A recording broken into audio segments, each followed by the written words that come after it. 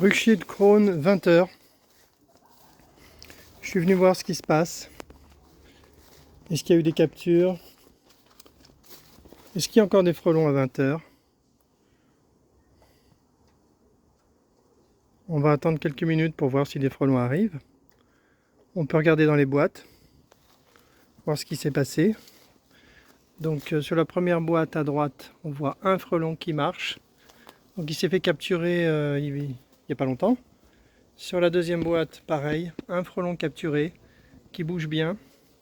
Il s'est fait capturer il n'y a pas longtemps. Ensuite, cette boîte est complètement vide. Il y a un frelon mort d'hier, sûrement. Ici, un frelon qui marche bien, il s'est fait capturer il n'y a pas longtemps.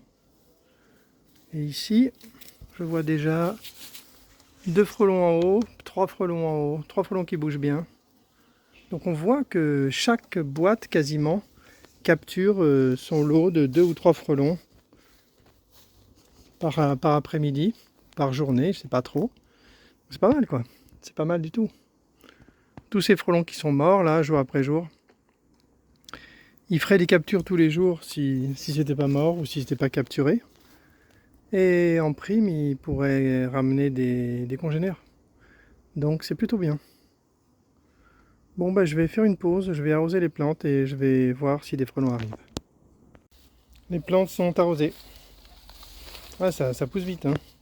Là il y a des feuilles partout là. Même, il y a même des tiges là qui n'ont pas l'air d'avoir de feuilles.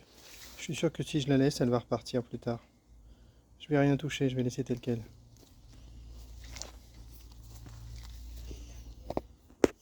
Bon voilà pour les plantes. J'ai pas encore vu de frelons arriver.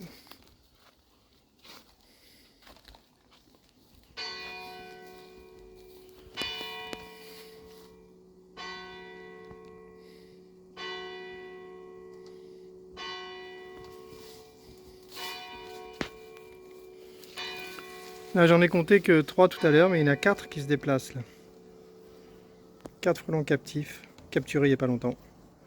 Aujourd'hui avec André on a fait un travail considérable. On a réécrit totalement la notice pour la tente 2024 de luxe. C'est un travail énorme. On a terminé de préparer 40 mises à jour de tentes 2023 qui ont été commandées, qu'on va expédier demain matin. On a des tentes aussi à expédier demain matin.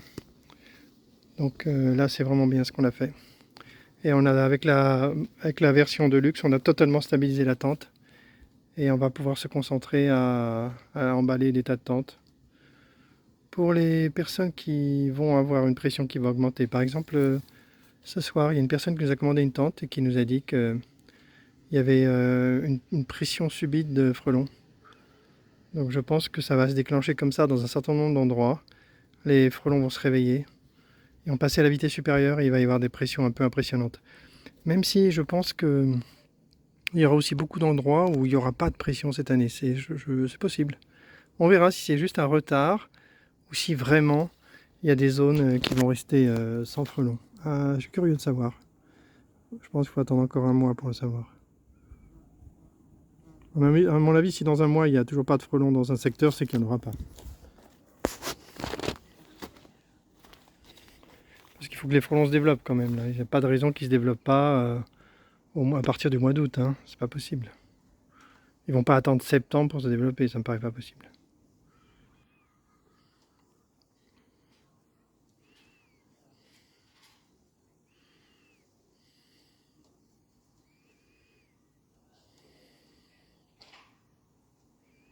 Ce serait sympa de voir un frelon arriver quand même. Pour la vidéo.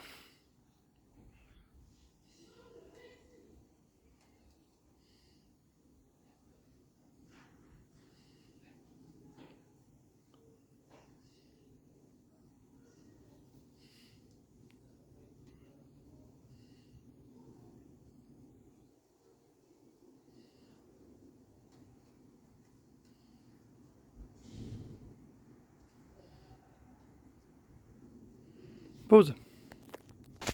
Bon, ben ça fait 10 minutes peut-être que je regarde Je regarde les tentes et il ne se passe rien. Pas de frelons se pointent à cette heure-là.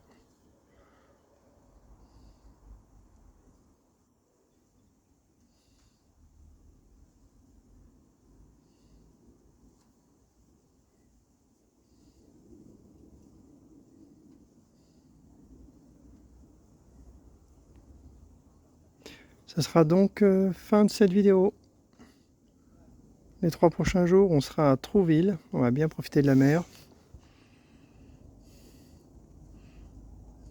Peut-être qu'on cherchera un rucher là-bas pour voir. On posera la question aux apiculteurs là-bas pour voir s'ils ont des frelons. Parce que des fois en Normandie, il y a des grosses pressions. Hein. Peut-être qu'on ira faire un tour pour voir. Mais je m'attends pas à en trouver avec des frelons. Je pense que ça va encore être tranquille quelques jours, quelques semaines. Allez, fin de la vidéo.